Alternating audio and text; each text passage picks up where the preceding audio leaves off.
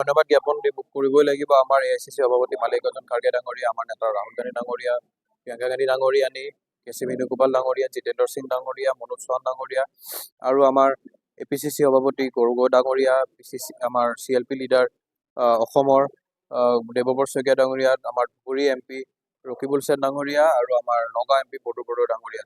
আৰু তেওঁলোকে মোক এটা দায়িত্ব দিছে আৰু দায়িত্বত মই পুৰা অটল আছোঁ।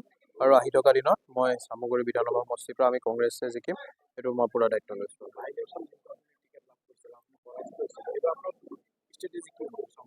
চাওক, বাই ইলেকশ্যনটো ডকাইতি কৰিবলৈ হৈছিলে। আমাৰ 33টা চেণ্টাৰত আমাক ভোটে দিব নিদিলে। যেতিয়া আপোনাৰ ভোটটো আপুনি দিব গৈছে, তাত আপোনাৰ দেখা পাইছে যে বেলেগে ভোটটো মাৰি থৈ দিছে। সেইটো বাই ইলেকশ্যন নহয়, এইটো নৰ্মেল ইলেকশ্যন হয়। ইয়াত আপোনালোকে দেখা পাইছে যে ইয়াত আমি নতুন চামগুৰিৰ কথা যদি ক'ব বিচাৰোঁ, তাত 25টা GP আছে। 25টাৰ ভিতৰত আপোনালোকে দেখা পাইছে যে আমি 4টা, আমাৰ প্ৰায় 92% আমি কাউন্সিলাৰ জিকিছোঁ। আৰু আমাৰ 4টা জিলা পৰিষদৰ 4টাই আমি জিকিছোঁ। আৰু আমাৰ সদুৰ বড়ো ডাঙৰীয়া যেতিয়া নতুনকৈ নগাঁও লোকসভা সমষ্টি আমাৰ চামগুৰিৰ অন্তৰ্গত হ'ল, তাত 86,000 ভোটত জিকিছে।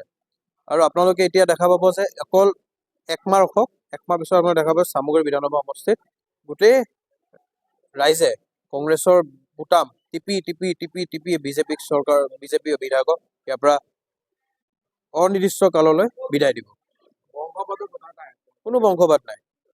আমি আমাৰ চামগুৰি বাসিন্দা, চামগুৰি পুত্ৰ, চামগুৰি নাতি, ভাইটি, দাদা, ভাগিন, ভতিজা, আমি চামগুৰিতে আছোঁ। আমি কোনো কলিয়াবৰ বা জখলাবান্ধাৰ পৰা আহি পেলাই আমি বিধায়ক হোৱা নাই। আমি চামগুৰিৰ ভিতৰৰ ল'ৰা, চামগুৰিতে আমি আছোঁ আৰু চামগুৰিতে থাকিম। চামগুৰিবাসী ৰাইজক মই দুআ আশীৰ্বাদ বিচাৰিছোঁ।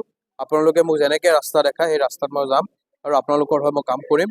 আৰু বিশেষকৈ যোনখিনি চামগুৰি সমষ্টি, আমাৰ নতুনকৈ চামগুৰি সমষ্টি বেলেগ সমষ্টিৰ পৰা যোগ হৈছে, তেওঁলোকক মই কৈছোঁ যে পুৰণা চামগুৰি সমষ্টি যেনেকৈ আমাৰ ৰকিবুল সেন ডাঙৰীয়াৰ নেতৃত্বত কাম হৈছিল, তেনেকৈ এতিয়া আমি নতুন চামগুৰি সমষ্টিটো পুৰা কাম কৰিম। আৰু গগৈ ডাঙৰীয়াৰ নেতৃত্বত কংগ্ৰেছৰ চৰকাৰ হ'ব গৈ আছে। তাৰপিছত চৰকাৰ হোৱাৰ পিছত ইয়াত যিমান যি আপোনাৰ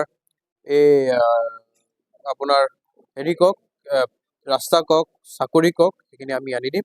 আৰু আপোনালোকে, মই পুনৰবাৰ চামগুৰিবাসী ৰাইজক মই ধন্যবাদ জ্ঞাপন কৰিছোঁ আৰু তেওঁলোকৰ মই দুআ আশীৰ্বাদ বিচাৰি মই এইখিনি